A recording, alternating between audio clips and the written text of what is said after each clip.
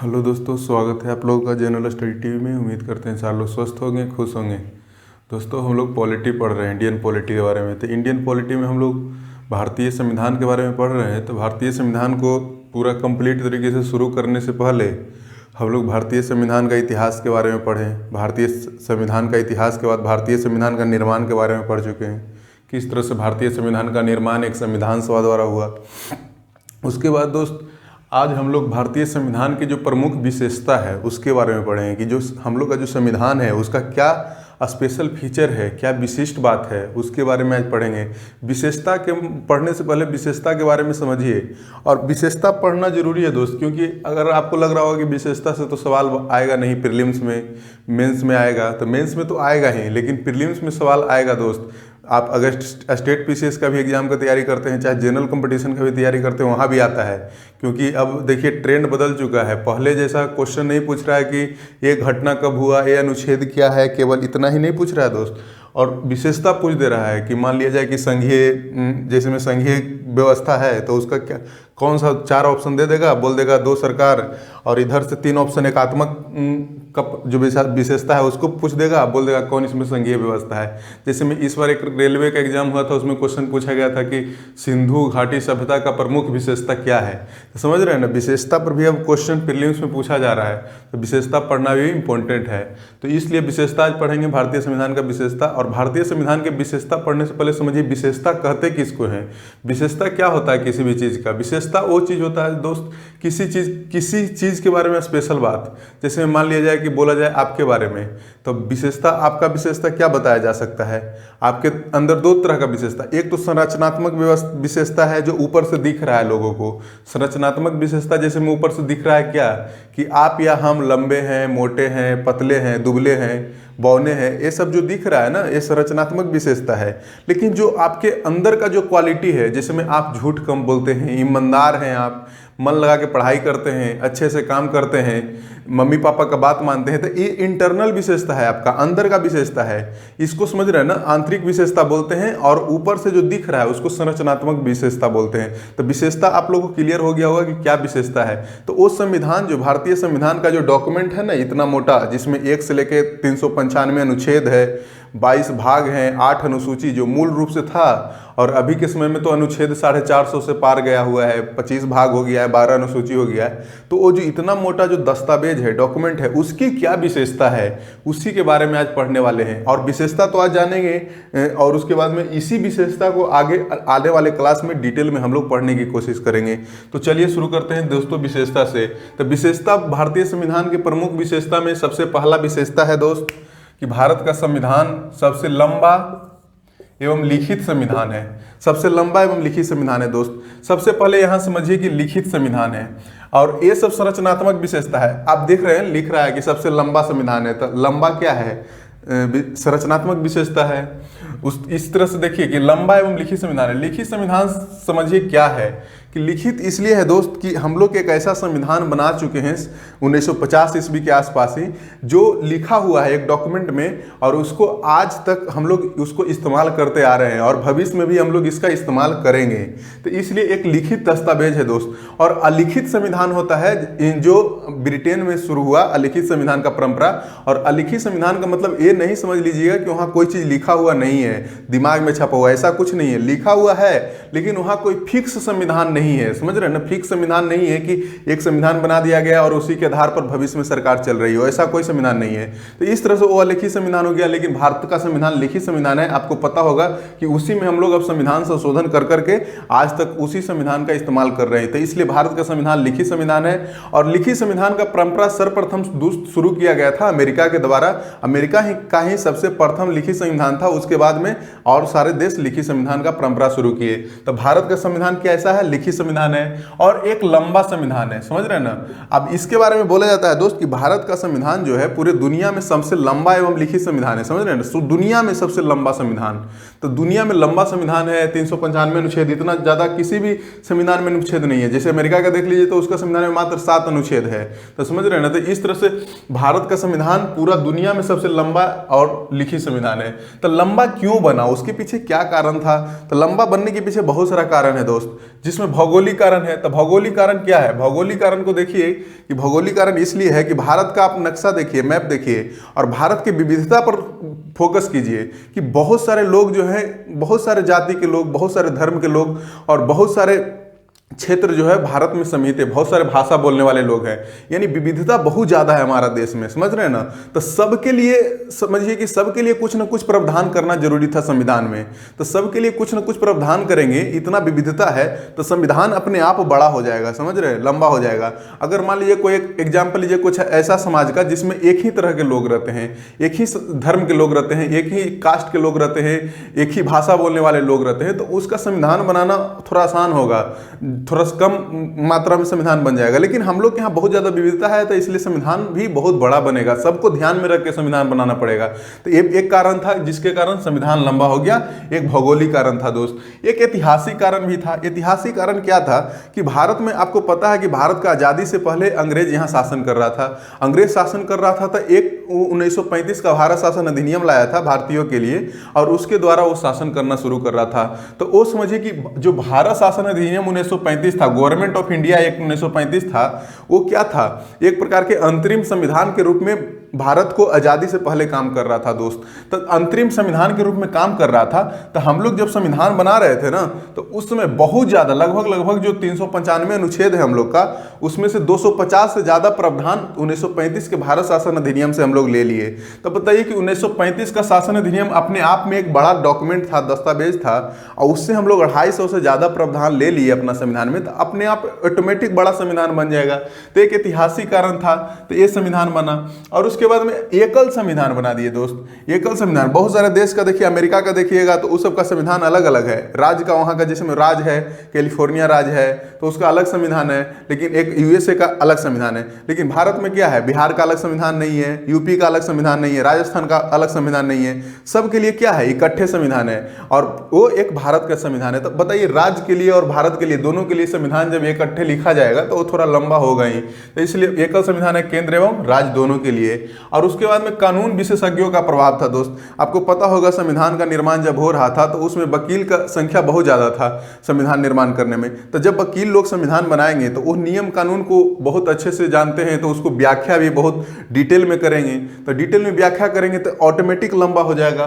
तो इस तरह से सबसे लंबा बन गया संविधान, भारत का संविधान। और सबसे लंबा बनाना जरूरी था दोस्त, काहे कि देखिए आपको एक कहावत सुने होंगे, one shoe size doesn't fit for all.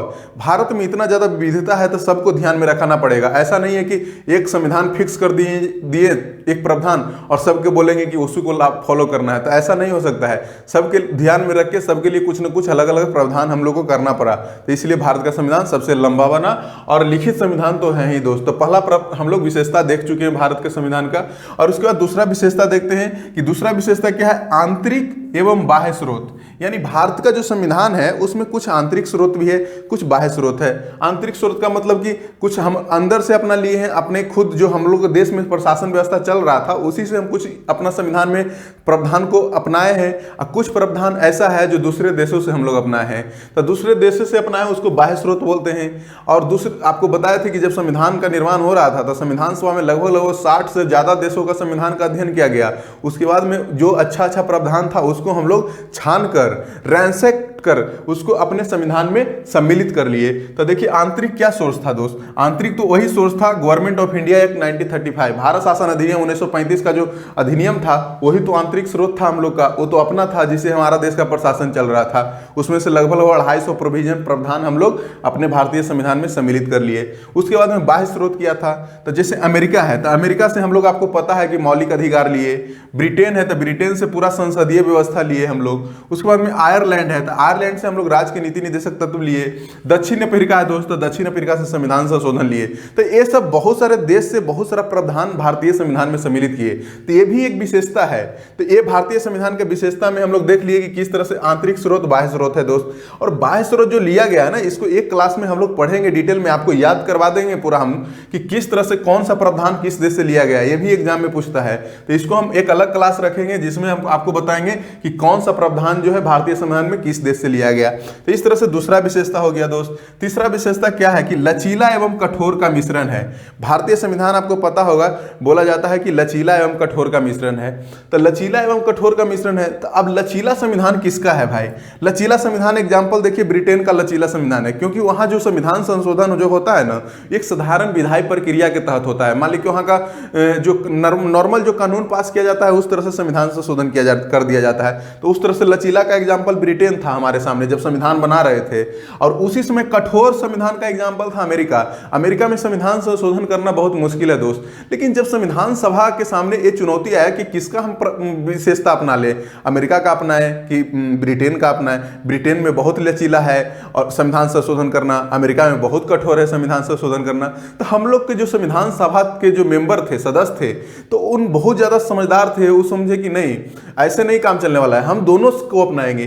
कुछ ऐसा प्रावधान है जिसको लचीले तरीके से संशोधन करेंगे और कुछ प्रावधान को कठोर बना देंगे कि जिसको संशोधन करना मुश्किल हो जाए। और ये क्यों बनाया गया? क्योंकि भविष्य में कोई भी सरकार केंद्र में आए तो कुछ ऐसा प्रावधान है जो संघीय ढांचा को प्रमोट करता है, संघीय व्यवस्था को बनाए रखता है, माने केंद्र और राज्य के संबंध को स्थापित रखता है, वो ऐसा संबंध को खत्म न कर दे। मान लीजिए केंद्र में कोई बहुमत में सरकार आया और लचीला प्रावधान, हर चीज लचीला है, हर चीज लचीला, संविधान संशोधन करना रहे, तो आपको पता है कि जो 1950 में संविधान बना था वो संविधान हो सकता है कि कुछ समय पहले खत्म हो जाता, पूरा संशोधन कर दिया जाएगा संविधान में, जो मूल संरचना है उसमें भी संशोधन कर दिया जाएगा, समझ रहे हैं ना।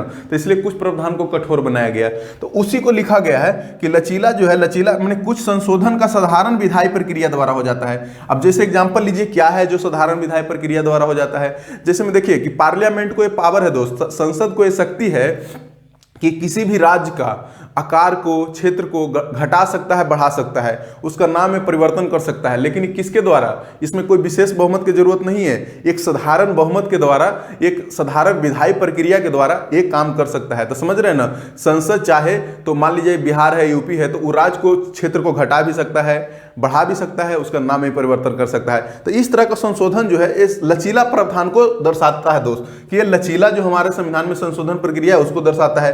कठोर प्रावधान क्या है? कठोर प्रावधान में देखिए कुछ संशोधन जो है विशेष बहुमत द्वारा अनुच्छेद 368 के तहत संशोधित किया जा सकता है। जैसे में एग्जांपल लेते हैं, आप अभी करंट का एग्जांपल लीजिए। कुछ दिन पहले जब जीएसटी कानून को पास किया जा रहा था संसद में, तो आपको पता होगा जीएसटी के लिए जब 101वां संविधान संशोधन पास किया गया तो उसमें क्या किया गया था? एक विशेष बहुमत तो संसद में चाहिए ही था, और उसके बाद विशेष बहुमत के साथ साथ जो आधे से अधिक राज्य थे उसका मंजूरी भी चाहिए था। तो इस तरह से वो क्या दिखाया कि कठोर प्रावधान है, ये कठोर है, इसको मैंने कि संशोधन करना थोड़ा मुश्किल है, लेकिन उसके बाद आधे से अधिक राज्य उसमें मंजूरी दिए और विशेष बहुमत संसद में पास हुआ, तब वो जीएसटी कानून पास हुआ दोस्त। तो इस तरह से वो कठोर का प्रावधान भी भारतीय संविधान में है। तो हम लोग देख लिए कि लचीला एवं कठोर का मिश्रण भी भारतीय संविधान में है। और उसके बाद में देखिए कि एक जो आगे विशेषता देखते हैं कि बोला जा रहा है कि एकात्मक की ओर झुकाव साथ संघीय व्यवस्था है। एकात्मक की ओर क्या है? झुकाव है के साथ संघीय व्यवस्था है। तो उस समय जब संविधान बन रहा था ना दोस्तों, संविधान बन रहा था तो दो तरह का गवर्नमेंट सिस्टम था, मैंने पॉलिटिकल सिस्टम दो तरह का डेवलप हो रहा था, राजनीतिक व्यवस्था। और वो राजनीतिक व्यवस्था था एक की संघीय व्यवस्था अपनाए, कि यूनिटरी फीचर अपनाए, एकात्मक व्यवस्था अपनाए। जब एकात्मक व्यवस्था अपनाने का बात हो रहा था संघीय व्यवस्था, जैसे में यहाँ था लचीला अपनाए कि कठोर अपनाए प्रावधान को, तो उसी तरह से यहाँ एकात्मक अपनाए कि संघीय अपनाए। तो ये प्रावधान जब आया ना दिमाग में संविधान सभा के सामने, तो उनको लगा कि नहीं, हमको एक ऐसा राज्य बनाना है कि न पूरा तरीके से संघीय रहे और न पूरा तरीके से एकात्मक रहे, दोनों का मिश्रण बनाना है हम लोग को। तो दोनों को मिश्रित बनाने के लिए कुछ जो प्रावधान है एकात्मक का हम लोग अपना संविधान में रख लिए, कुछ प्रावधान संघीय का रख लिए। संघीय का सिंपल मतलब आप समझिए कि संघीय का मतलब हुआ कि जो केंद्र में सरकार है और राज्य के सरकार है, वो दोनों के बीच शक्तियों का बंटवारा होगा, दोनों स्वतंत्र रूप से शासन करेंगे, समझ रहे हैं ना।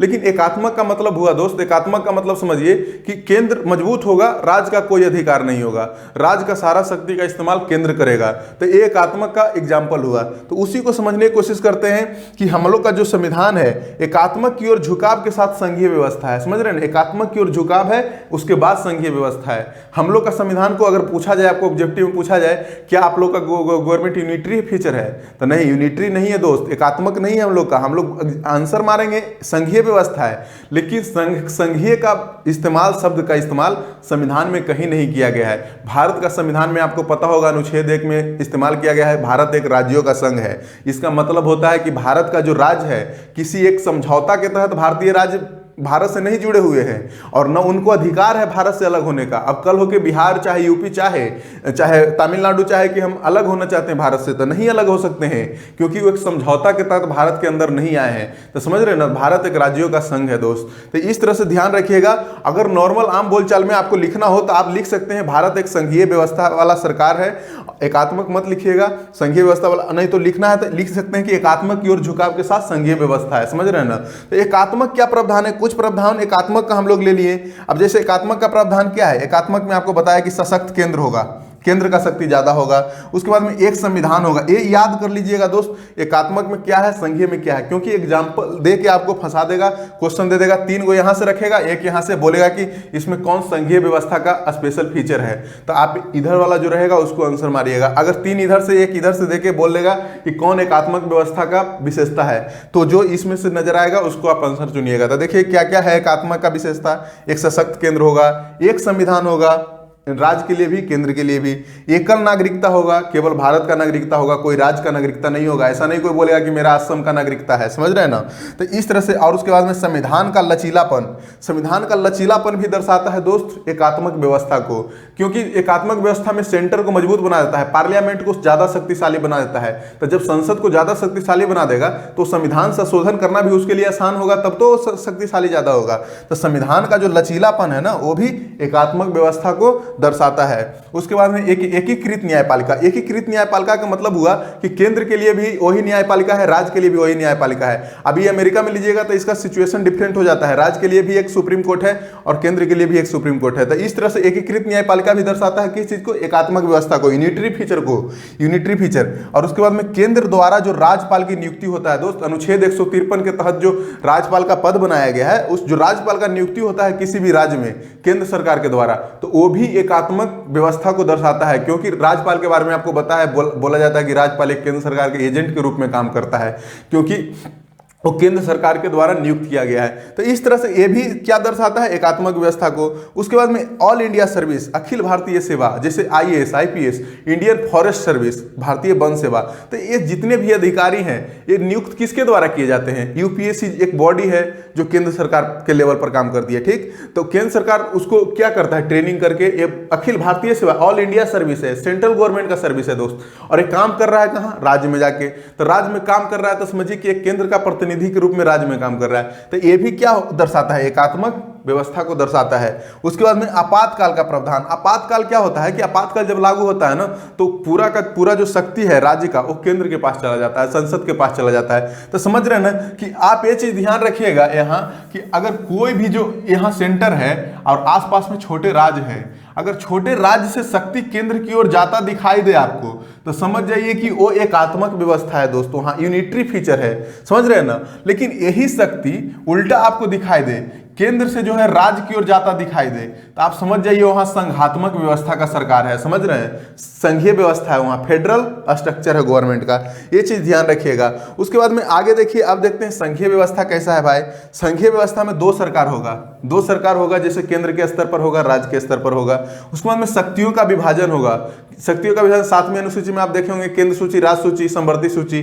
तो इस तरह से लिखित संविधान होगा, लिखा हुआ होगा हर चीज कि क्या करना है क्या नहीं करना, केंद्र को क्या करना है, राज्य को क्या करना है। उसके बाद संविधान का सर्वोच्चता होगा, संविधान का सर्वोच्चता होगा, संसद का संप्रभुता नहीं होगा कि संसद जो चाहे वो कर सकता है, नहीं, संविधान में लिखा हुआ है उसी के अकॉर्डिंग संसद भी काम करेगा, समझ रहे हैं ना। उसके बाद में संविधान का कठोरता होगा, इतना आसानी से आप संविधान में संशोधन संसद के द्वारा नहीं कर सकते हैं, कठोर संविधान रहेगा संघीय व्यवस्था में, समझ रहे हैं ना। उसके बाद में स्वतंत्र न्यायपालिका, तो स्वतंत्र न्यायपालिका, उसके बाद में द्विसदनीयता। तो ये दोनों प्रावधान देखिए, ध्यान से आप देखिएगा, तो भारतीय संविधान में एकात्मक व्यवस्था का भी प्रावधान भारतीय में शामिल है और संघीय व्यवस्था का प्रावधान भी शामिल है। इसीलिए भारत को बोला जाता है एकात्मक की ओर झुकाव के साथ संघीय व्यवस्था है, समझ रहे हैं ना। आपको पता ही होगा स्वतंत्र न्यायपालिका भारत में भी है और एकीकृत न्यायपालिका भारत में भी है, समझ रहे हैं ना। उसके बाद में लिखित संविधान भारत में भी है और उसके बाद में लचीलापन भारत में भी है और कठोरता भी भारत में है। तो समझ रहे हैं, दोनों व्यवस्था को मिला जुला के हमारा जो संविधान है, संविधान में अपनाया गया प्रावधान को।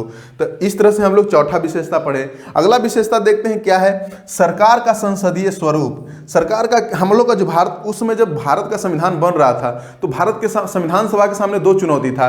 एक था अध्यक्षीय प्रणाली जो अमेरिका में चल रहा था, एक था संसदीय प्रणाली जो ब्रिटेन में चल रहा था। संविधान सभा जो थे, भीमराव अम्बेडकर उसमें सोचे, जो प्रारूप समिति के अध्यक्ष थे, उस सोचे कि हम भारत में किस तरह का व्यवस्था अपनाएं। तो उनको लगा कि नहीं, हम संसदीय व्यवस्था अपनाते हैं, क्योंकि संसदीय व्यवस्था से हमारे जो लोग हैं वो ज्यादा परिचित है। संसदीय व्यवस्था से ही सरकार अंग्रेज चला रहा है पिछले कुछ सालों से। तो जब अंग्रेज संसदीय व्यवस्था से भारत में सरकार चला रहा था तो उससे हम लोग परिचित थे, तो उसी को हम लोग अडॉप्ट कर लिए संसदीय व्यवस्था को। लेकिन संसदीय व्यवस्था को हूबहू हम लोग ब्रिटेन के मॉडल को नहीं अपनाए, कुछ उसमें बदलाव करके हम लोग अपनाए। क्योंकि आपको पता है ब्रिटेन में क्या होता है, मोनार्की सिस्टम है, संसदीय व्यवस्था के साथ साथ वहां मोनार्की है, समझ रहे हैं ना। और जुडिशरी का उतना ज्यादा पावर है नहीं, न्यायपालिका का उतना ब्रिटेन में पावर है नहीं, शक्ति नहीं है वहां, कोई न्यायिक समीक्षा का उतना ज्यादा शक्ति नहीं है।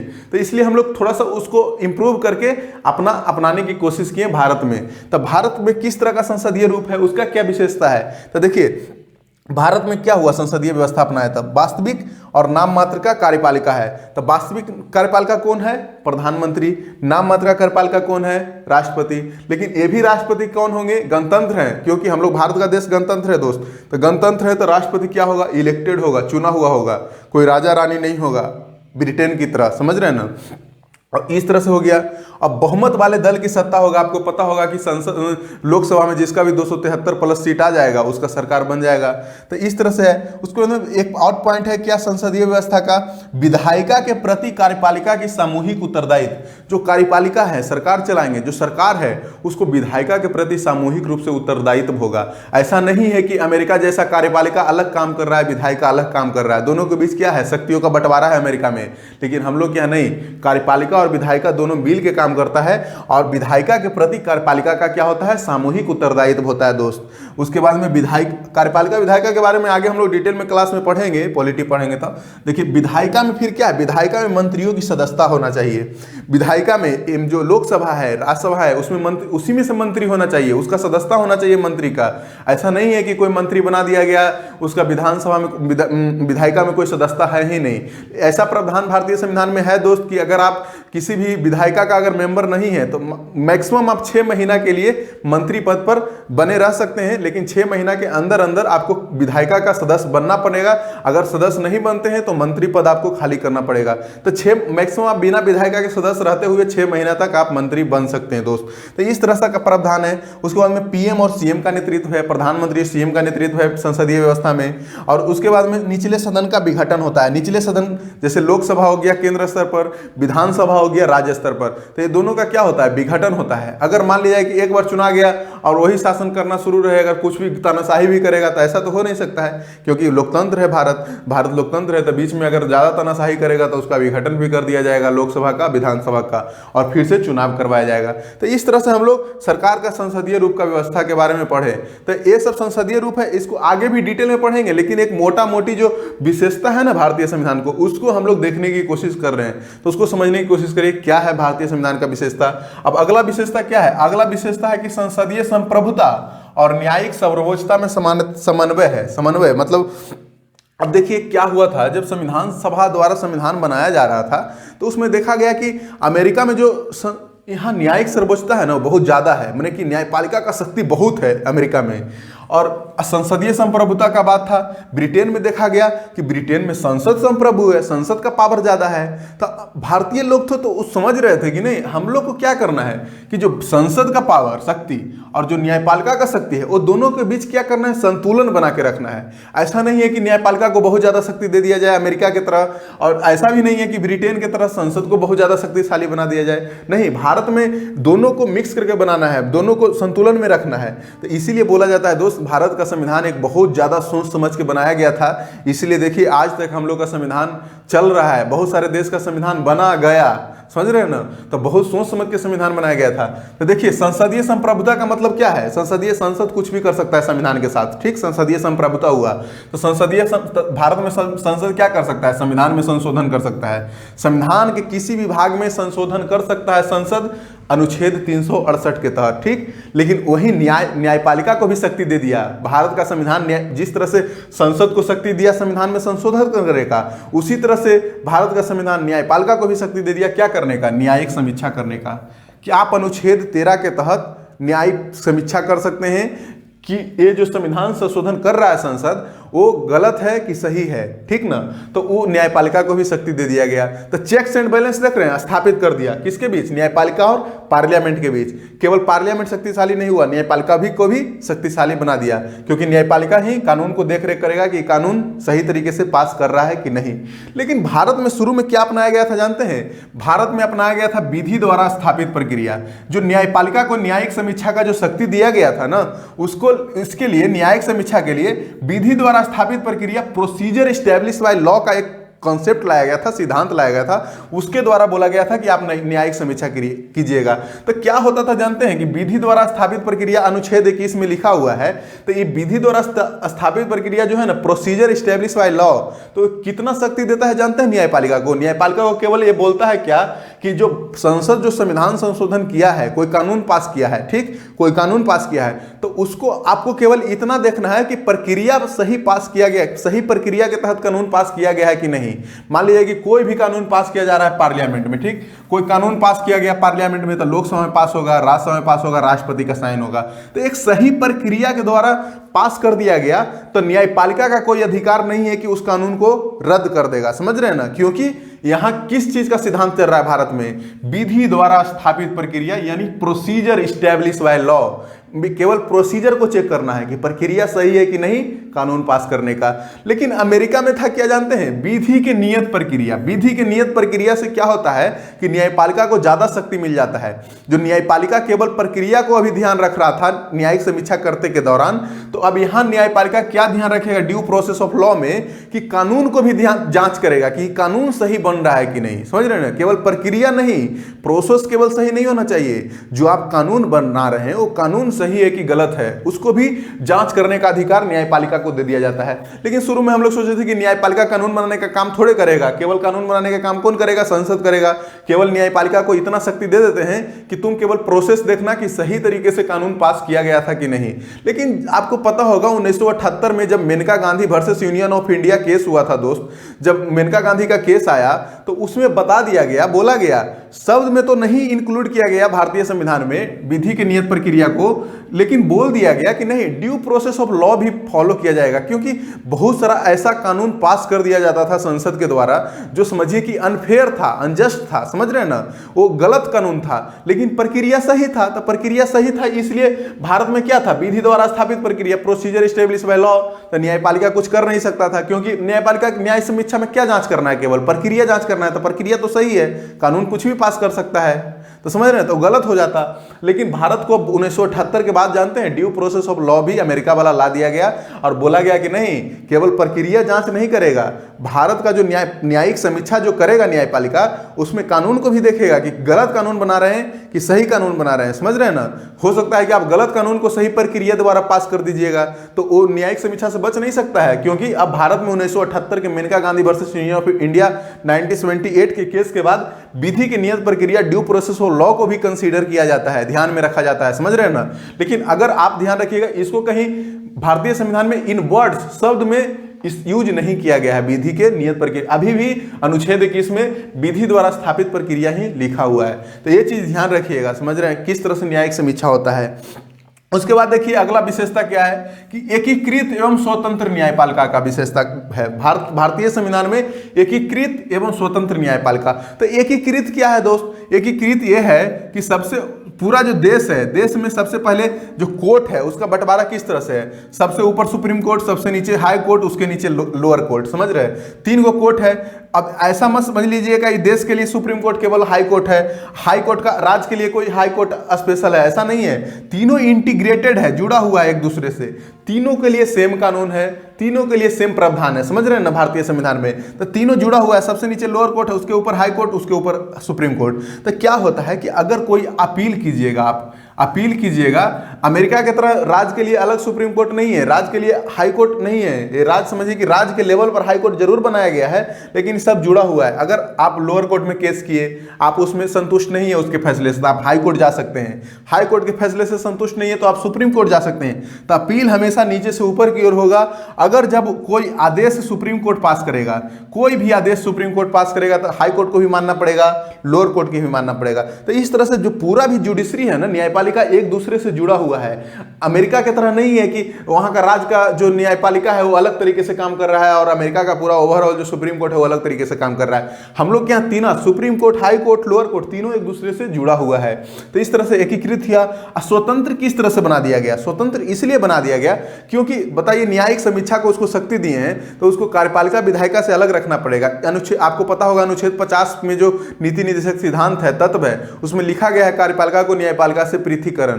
तो इसलिए स्वतंत्र बनाना जरूरी था कि न्यायपालिका को कभी यहां न्यायिक समीक्षा करने के दौरान उसको कार्यपालिका से कोई धमकी न मिलने जाए, थ्रेट न मिल जाए। मैंने कार्यपालिका अगर कोई भी संसद का कानून को रद्द करेगा न्यायपालिका, तो संसद तो यह भी कर सकता है न्यायपालिका को, अच्छा रुको, तुमको बताते हैं, तुम मेरा कानून पास किए थे उसको रद्द कर दिया है, तुम्हारा वेतन काट लेंगे, तुमको भत्ता काट लेंगे, तुमको नियुक्ति, हम तुमको जज ही नहीं बनाएंगे। तो ये सब चीज मामले में क्या किया गया? न्यायपालिका को स्वतंत्र कर दिया गया। यानी न्यायपालिका का नियुक्ति, आपको पता है कुछ दिन पहले आया था, एनजेक आया था, तो एनजेक को रद्द कर दिया गया। नेशनल जुडिशियल अपॉइंटमेंट कमीशन आया था कि उसके द्वारा चीफ जस्टिस ऑफ इंडिया और जज का नियुक्ति किया जाएगा, लेकिन ऐसा नहीं है, उसको रद्द कर दिया गया। बोला कि नहीं, पॉलिटिकल इंटरफेयर इसमें नहीं होना चाहिए, जज का नियुक्ति केवल कॉलेजियम सिस्टम के द्वारा ही होगा। तो नियुक्ति भी स्वतंत्र है, वेतन भी स्वतंत्र है, भत्ता भी स्वतंत्र है। संविधान में इसका अलग प्रावधान है दोस्त, इसके वेतन भत्ता के लिए जजेज का, तो इसलिए वो स्वतंत्र हो जाता है। अगला देखिए कि विशेषता क्या है? मौलिक अधिकार। भारतीय संविधान में आपको पता है अमेरिका से मौलिक अधिकार लिया गया था, भाग 3 में इसको इंक्लूड किए हम लोग, अनुच्छेद 12 से 35 तक। ये न्यायोचित है। न्यायोचित मतलब कि सुप्रीम कोर्ट के द्वारा आप इसको लागू करवा सकते हैं, जस्टिसिएबल है, इन्फोर्सिएबल है, समझ रहे हैं ना।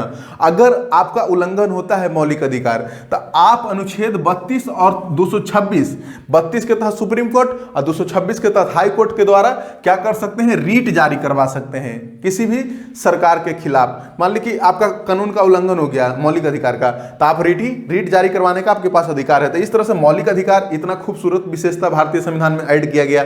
उसके बाद में एक और विशेषता ऐड कर दिया गया, राज्य के नीति निदेशक तत्व का। राज्य के नीति निदेशक तत्व भी एक प्रकार का अधिकार था दोस्त, लेकिन उसमें संविधान सभा के सामने बहुत बड़ा राजस्व का चुनौती था, जिसके कारण उसमें देना संभव नहीं था। इसमें सामाजिक आर्थिक न्याय का बात किया जाता है। तो सामाजिक आर्थिक न्याय का बात किया जाता है, लोक कल्याणकारी राज्य बनाने का बात किया जाता है। इसको रख दिया गया भाग 4 में, अनुच्छेद 36 से 51 तक। इसको गैर न्यायोचित बनाया गया, बोला गया, विश्वास किया गया। संविधान सभा जो बना रहे थे ना, संविधान सभा के जो मेंबर थे, उसमें के संविधान सभा के मेंबर विश्वास किए कि फ्यूचर गवर्नमेंट, भविष्य के सरकार जो आएगा, उस पर भरोसा किए कि भविष्य में अगर आपके पास पैसा आ जाएगा, राजस्व आ जाएगा, तो हमारे नागरिक को ये जितना भी राज्य के नीति निदेशक तत्व में जो प्रावधान किया गया है वो हमारे सिटीजन को दे दीजिएगा। समझ रहे हैं ना, जब आपके पास रिसोर्सेस हो, राजस्व हो, तब। अब इसमें बहुत सारा विचारधारा ऐड किया गया, समाजवादी विचारधारा, गांधीवादी विचारधारा, उदारवादी विचारधारा। इसको भी एक डिटेल क्लास में पढ़ेंगे। राज्य के नीति निदेशक तत्व के बारे में आपको पता है, राज्य के नीति निदेशक तत्व आयरलैंड से लिया गया है। तो इसके बाद में देखिए मौलिक कर्तव्य का, एक मौलिक कर्तव्य मूल संविधान में नहीं था दोस्त, इसको 42वें संविधान संशोधन 1976 के द्वारा जोड़ा गया कब 1976 में जब 42वां संविधान संशोधन किया गया, स्वर्ण सिंह के कमेटी की अनुशंसा पर मौलिक कर्तव्य को जोड़ा गया और इसको भाग 4 क में रखा गया, अनुच्छेद 51 क में। और ये भी गैर न्यायोचित है दोस्त, इसको भी स्टेट चाहेगा, राज्य चाहेगा तो कोर्ट में इन्फोर्सिएबल नहीं करा सकता है, सुप्रीम कोर्ट के द्वारा इन्फोर्स नहीं करवा सकता, गैर न्यायोचित है, समझ रहे हैं ना। और शुरू में जो मौलिक कर्तव्य था 10 था, लेकिन 86वें संविधान संशोधन 2002 हुआ तो उसके बाद एक और मौलिक कर्तव्य जोड़ दिया गया और वर्तमान समय में 11 मौलिक कर्तव्य है दोस्त। तो इसके बारे में एक डिटेल चैप्टर पढ़ेंगे। तो ये सब विशेषता है संविधान का कि संविधान के अंदर इतना चीज है हमारा। और एक चीज और क्या है, धर्मनिरपेक्ष राज्य। भारत का संविधान आपको पता है मूल रूप से धर्मनिरपेक्ष नहीं है, पंथ निरपेक्ष लिखा हुआ है सब। तो धर्मनिरपेक्ष का हम लोग सकारात्मक सिद्धांत को अपनाए हैं। धर्मनिरपेक्ष शब्द मूल संविधान में नहीं था, मूल संविधान में प्रावधान था, धर्मनिरपेक्ष से संबंधित कुछ प्रावधान था। जैसे में देखिए अनुच्छेद 14 में क्या किया गया है, कानून के सामने सब व्यक्ति बराबर होगा, जाति धर्म, यहाँ धर्म नहीं देखा जाएगा, किसी भी धर्म के व्यक्ति हैं आप कानून के सामने सब बराबर हैं, इक्वालिटी बिफोर द लॉ है। 15 में भी क्या है, किसी भी पब्लिक प्लेस पर आप जाने के लिए किसी के धर्म के आधार पर आप उसको भेदभाव नहीं कर सकते हैं। तो 15 में भी, 16 में भी क्या है, 16 में भी क्या है कि किसी को नौकरी देने में आप धर्म के आधार पर भेदभाव नहीं कर सकते हैं। इसी तरह से 25, 26, 27, 28, 29, 30 में भी धर्म के आधार पर आप भेदभाव नहीं कर सकते हैं। धर्म के लिए प्रावधान किया गया था, लेकिन धर्मनिरपेक्ष शब्द का इस्तेमाल नहीं किया गया था। धर्मनिरपेक्ष शब्द जो है 42वां संविधान संशोधन 1976 के द्वारा प्रस्तावना में पंथ निरपेक्ष शब्द को जोड़ दिया गया। और धर्मनिरपेक्ष जो है वेस्टर्न जो कंट्री है, जैसे में अमेरिका हो गया, यूरोप हो गया, वहां सिद्धांत क्या जानते हैं, complete separation of religion and state, divorce है एकदम। समझ लीजिए कि रिलीजन अलग है, धर्म अलग है, राज्य अलग है। लेकिन भारत में ऐसा नहीं है। भारत में क्या कहा गया कि नहीं, राज्य धर्म अलग अलग नहीं होगा, हम लोग सभी धर्म को क्या करेंगे, संतुलित रूप से माने समान रूप से संरक्षण देंगे। पॉजिटिव कंसेप्ट को अपनाएं, सकारात्मक सिद्धांत को हम लोग अपनाएं, धर्मनिरपेक्ष के सकारात्मक सिद्धांत को। उसके बाद एक और विशेषता क्या है भारतीय संविधान में कि हम लोग सार्वभौम वयस्क मताधिकार दे दिए। उसमें देखिए अंग्रेज जितना दिन भारत में रहा कभी सार्वभौम वयस्क मताधिकार नहीं दिया दोस्त, कभी यूनिवर्सल एडल्ट फ्रेंचाइज नहीं दिया, लिमिटेड फ्रेंचाइज देता था। हमेशा 10% लोगों को वोट देने का अधिकार, जो कर पे कर रहे हैं, टैक्स दे रहे हैं, जो समझिए कि सरकारी नौकरी में है, पढ़े लिखे लोग हैं, उन्हीं को वोट देने का अधिकार था। लेकिन हमारे जो संविधान सभा का निर्माता, संविधान का निर्माता थे, समझे कि नहीं ऐसा कोई जरूरी नहीं पढ़े लिखा होना चाहिए वोट देने के लिए। वो विश्वास किए भारतीय जनता में और बोलो कि हर व्यक्ति को वोट देने का अधिकार हो, उसका उम्र 21 साल से ऊपर होना चाहिए। लेकिन ये उम्र शुरू में तो 21 वर्ष रखा गया था, लेकिन 61वां संविधान संशोधन 1989 में इस 21 वर्ष को घटाकर 18 वर्ष कर दिया गया। 18 वर्ष से ऊपर व्यक्ति को वोट देने का अधिकार है। अगला देखिए क्या है विशेषता भारतीय संविधान का, एकल नागरिकता का। आपको बोले कि एकल नागरिकता है, कोई आप असम का, तमिलनाडु का, केरल का कोई नागरिकता नहीं, कंप्लीट रूप से एक भारत का ही नागरिकता है, भारत का ही आपको पासपोर्ट जारी होगा। और इससे क्या होता है, भाईचारा को बढ़ावा दिया जाता है दोस्त, ब्रदरहुड का समझिए कि बढ़ावा दिया जाता है। क्योंकि एकल नागरिकता रहेगा तो आप ये नहीं बोलिए कि मैं बिहारी हूं, मैं असमी हूं, मैं तमिलनाडु का हूं, मैं कन्नड़ हूं, तो ये सब नहीं बोल सकते। आप बोलते हैं भारतीय हैं, बाहर में जाते हैं जहां भी बोलते भाई भारतीय है। उसके बाद में एक स्वतंत्र निकाय बनाया गया। हर चीज सरकार पर विश्वास नहीं किया जा सकता दोस्त, हर चीज सरकार सरकार सरकार कितना करेगा। तो हम लोग क्या किए, कुछ स्वतंत्र संगठन बना दिए। स्वतंत्र संगठन जैसे में कुछ संवैधानिक संगठन बनाए, जैसे में चुनाव आयोग बना दिए अनुच्छेद 324 के तहत। उसके बाद में सीएजी बना दिए जो सरकार के ऊपर नियंत्रण रखेगा। उसके बाद में यूपीएससी, एसपीएससी, बहुत सारा बॉडी बनाए। इसके बारे में डिटेल क्लास में पढ़ेंगे आगे। तो ये सब विशेषता है दोस्त। उसके बाद में एक विशेषता है आपातकालीन प्रावधान का।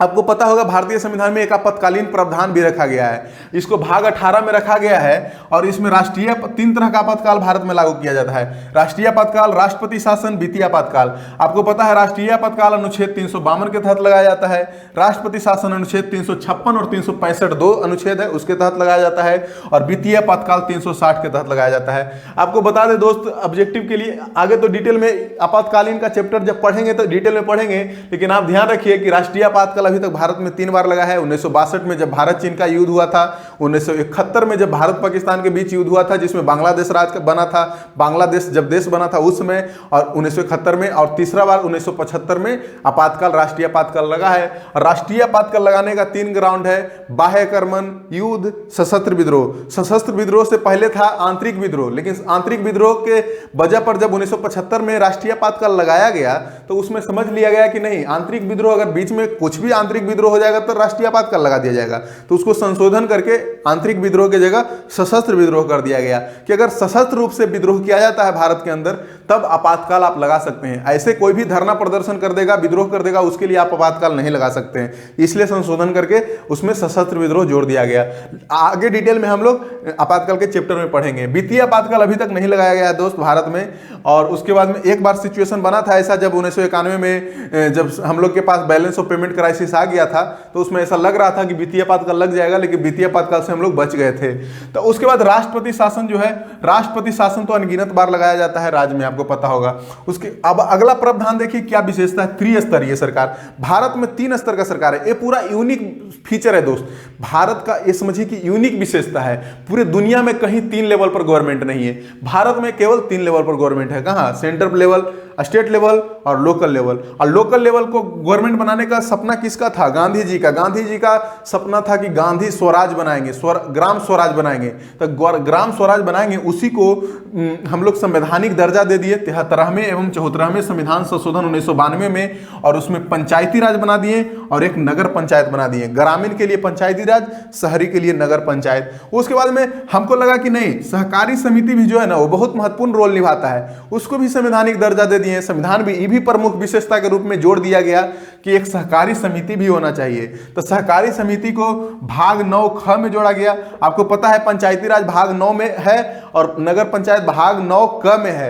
और उसके बाद सहकारी समिति भाग 9 ख में है। और उसके बाद में अनुच्छेद 243 जेड से लेकर 243 जेड टी तक जोड़ा गया। और सहकारी समिति में आपको पता है कि मौलिक अधिकार में भी अनुच्छेद 19 में आपको पता है कि एसोसिएशन बनाने का, संघ बनाने का अधिकार है। तो अनुच्छेद 19 में भी है, मौलिक अधिकार में भी सहकारी समिति से संबंधित प्रावधान है। और 43B में, अनुच्छेद 43B जो राज्य के नीति निर्देशक तत्व है, वहां भी सहकारी संबंधित सहकारी समिति को प्रमोट करने के लिए स्टेट गवर्नमेंट के लिए, जो सरकार है उसके लिए 43B में प्रावधान किया गया है कि सरकार को भी बोला गया कि आप भी सहकारी समिति को क्या कीजिए, प्रमोट कीजिए। तो इसके लिए 97वें संविधान संशोधन 2011 हुआ था। उसके बाद में इसको संवैधानिक दर्जा सहकारी समिति को दे दिया गया था दोस्त। तो इस तरह से इतना सारा हम लोग क्या पढ़े, संविधान का विशेषता कुछ बाहर से दिखाई देता है, लंबा चौड़ा है संविधान हम लोग का। कुछ आंतरिक विशेषता है, जैसे आप लोग के अंदर का गुण है, आप ईमानदार हैं, आप चोरी नहीं करते हैं, आप अच्छे से पढ़ाई करते हैं, सब आंतरिक विशेषता है आपका। तो उसी तरह से भारत के संविधान में सब आंतरिक विशेषता है, कुछ संरचनात्मक विशेषता है। ये सबको डिटेल में आने वाला क्लास में एक एक चैप्टर करके पढ़ेंगे हम लोग डिटेल में। और उसके बाद में जब इतना विशेषता पढ़ लिए थे, संविधान के बारे में पढ़ लिए हम लोग, तो संविधान की आलोचना भी किया जाता है, समझ रहे हैं ना। संविधान का आलोचना किया जाता है क्या, कि भारत का संविधान उधार का संविधान है। पहला आलोचना कि भारत का संविधान जो है उधार का संविधान है, दूसरे देशों से संविधान लिया गया है, अपना कुछ नहीं है। तो दोस्त इसके बारे में भीमराव अंबेडकर एक जवाब दिए थे, जो लोग उधार का संविधान बोल रहे थे उसको, बोले कि भाई अच्छा चीज लेने में क्या बुराई है, अच्छा चीज सबके लिए अच्छा होगा। मान लिया जाए कि आप और हम हैं, आपके घर में कोई अच्छा बात सिखाया जा रहा है, बोला जा रहा है बेटा चोरी मत करना, ईमानदारी से पढ़ाई करो, नौकरी लग जाएगा। और उसी चीज को हम अपना ले कि नहीं, हम भी सोच ले कि नहीं, उसमें उसके यहाँ बोला जा रहा है चोरी नहीं करना, ईमानदारी से काम करना, ईमानदारी से पढ़ाई करो, जॉब हो जाएगा। तो वो बात को हम अपना लिए, तो क्या हो गया कि मैं उधार ले लिया, आपके यहाँ से चोरी कर लिया। वो अच्छा बात है यार, अच्छा बात सबके लिए अच्छा होगा, तो सबके घर में अच्छा बात होगा, चोरी नहीं करना चाहिए। उस खराब बात है तो खराब बात सबके लिए है। तो उसी चीज को, अच्छा चीज को हम लोग क्या किए हैं, रैंसैक्ट किए हैं, दूसरे देशों को संविधान से रैंसैक्ट किए हैं और उसको छान कर लिए हैं। ऐसा नहीं कि हूबहू हम लोग अपना लिए हैं, समझ रहे हैं ना। तो इस तरह से वो गलत प्रावधान अपना जो आलोचना करते हैं, तो आलोचना करने वाले हर चीज को आलोचना करते हैं, आपको पता ही होगा। तो इसलिए हम लोग को आलोचना लिखना है, एग्जाम में आ जाए तो उसको लेकिन पॉजिटिव कंक्लूजन के साथ उत्तर देना है दोस्त। अंत में क्या करना है, एक अच्छा पॉजिटिव सकारात्मक सोच के साथ उस आंसर को खत्म करना है। उधार का संविधान है, लेकिन भीमराव अंबेडकर का ध्यान रखिएगा बात, वो बोले थे कि मैं इसमें कोई साहित्यिक चोरी शामिल नहीं है, मैं अच्छी चीजों को शामिल किया हूं, अच्छा चीज सबके लिए अच्छा ही होता है। और उसके बाद देखिए दूसरा बात आलोचना किया गया कि 1935 के अधिनियम का कार्बन कॉपी है। अरे भाई 1935 का अधिनियम भारत के लिए ही बनाया गया था, भारतीय लोगों को चलाने के लिए, प्रशासन चलाने के लिए बनाया गया था। तो उसमें से मैं प्रावधान ले लिया था, क्या गलत कर दिया। और तो इसलिए 1935 के अधिनियम के कार्बन कॉपी था, 1935 के अधिनियम भारत के लिए ही बनाया गया था, तो भारत ले लिए हम लोग, अडॉप्ट कर लिए। उसके बाद में गैर भारतीय बोला जाता है कि भारत का जो संविधान सभा में मेंबर थे, सदस्य थे, वो लगभग सारे लोग तो अंग्रेज से पढ़े लिखे लोग थे। तो अब बताइए कि उसमें संविधान बनाता कौन। अब मान लीजिए कि वो सब तो अंग्रेज से पढ़े लिखे लोग थे, ठीक थे, गांधी जी भी अंग्रेज से पढ़े लिखे लोग थे, तो स्वतंत्रता संघर्ष किए ना भाई, आंदोलन किए कि नहीं किए, अंग्रेज को भगाने में उनका इंपॉर्टेंट योगदान है कि नहीं है, महत्वपूर्ण योगदान। तो अंग्रेज से पढ़े लिखे लोग थे, तो वो अंग्रेज थोड़े हो गए, भगाए उसको, हम लोग के भारत के देश के लिए काम किए। तो अब ऐसा नहीं कि गैर भारतीय है, भारत का संविधान गैर भारतीय नहीं है। अगर गैर भारतीय होता तो हम लोग यहाँ के जो लोग हैं, अनुसूचित जाति है, अनुसूचित जनजाति है, उसके लिए आरक्षण का प्रावधान है भारतीय संविधान में। भारत के लोगों के लिए मौलिक अधिकार है, राष्ट्र की नीति निर्देशक तत्व दिया गया है भारत की सरकार के लिए, उसमें आपको गांधीवादी विचारधारा नजर आता है। तो कैसे बोल सकते हैं हम लोग कि भारत गैर भारतीय है? ठीक है, आलोचना है तो आलोचना लिखना है, लेकिन एक पॉजिटिव कंक्लूजन के साथ आंसर देना है। उसके बाद बोला जाता है गांधीवादी से दूर है। गांधीवादी से दूर कैसे है? ग्राम स्वराज के बारे में आपको बताया कि किस तरह से गांधी जी का सपना था कि ग्राम स्वराज होना चाहिए। तो हम लोग पंचायती राज को बनाए कि नहीं, नगर पंचायत को भी बनाए। और गांधीवादी विचारधारा तो पूरा भरा हुआ है आपके राज के नीति निर्देशक तत्व में, यहाँ लिख दिए हैं कि गांधीवादी विचारधारा राज के नीति तत्व में है। तो इस तरह से आलोचना को एक पॉजिटिव कंक्लूजन में हमको देखना है। उसके बाद बोला गया हाथी नुमा आकार है, तुम लोग का संविधान एक हाथी के आकार का है। तो ठीक है, हाथी के आकार का हम लोग का संविधान है। तो हम लोग का संविधान एक अच्छा संविधान बना था, और केंद्र और राज्य के लिए एकल संविधान जब बना रहे थे। अब भारत में इतना ज़्यादा विविधता है तो संविधान तो बड़ा बन जाएगा, लेकिन कोई दिक्कत नहीं, संविधान बड़ा बन गया लेकिन एक अच्छा संविधान बना ना।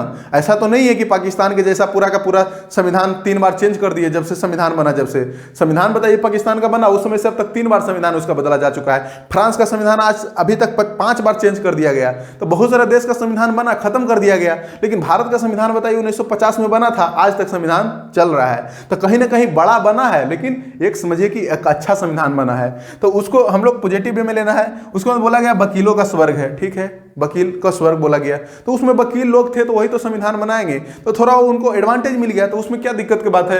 आम आदमी तो संविधान बनाएगा नहीं। तो इस तरह से संविधान का आलोचना है, लेकिन संविधान का आलोचना एग्जाम में आए, मेंस में तो लिखिएगा, लेकिन एक पॉजिटिव कंक्लूजन के साथ आपको आंसर देना है दोस्त। ऐसा नहीं है कि आलोचना कर देना है केवल, उसको आपको बताना है कि क्या इसमें पॉजिटिव बात भी है, सकारात्मक बात क्या है।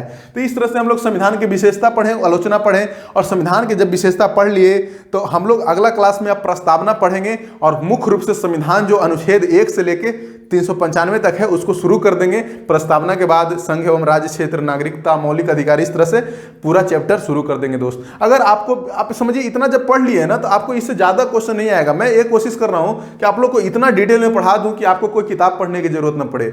जब ये लेक्चर सुन रहे हैं तो किताब को आप आराम से स्किप कर सकते हैं, लेक्चर पढ़िए। नोट्स भी हम आपको एकदम हाफ हजार मैनर में नहीं है, एकदम सीरियल तरीके से नोट्स बना के आपको दे रहा हूं, मेहनत करके। आप नोट्स भी बना लीजिए, पढ़ाई कर लीजिए, इससे ज्यादा क्वेश्चन नहीं आएगा दोस्त बाहर, इससे बाहर नहीं आने वाला क्वेश्चन। आप इतना ध्यान रखिए। अगर आपको वीडियो पसंद आ रहा है तो लाइक कीजिए, शेयर भी कर दीजिए, कमेंट करिए अगर अच्छा लगता है तो। ठीक है दोस्त, आगे हम लोग प्रस्तावना के क्लास में मिलेंगे। थैंक यू दोस्त।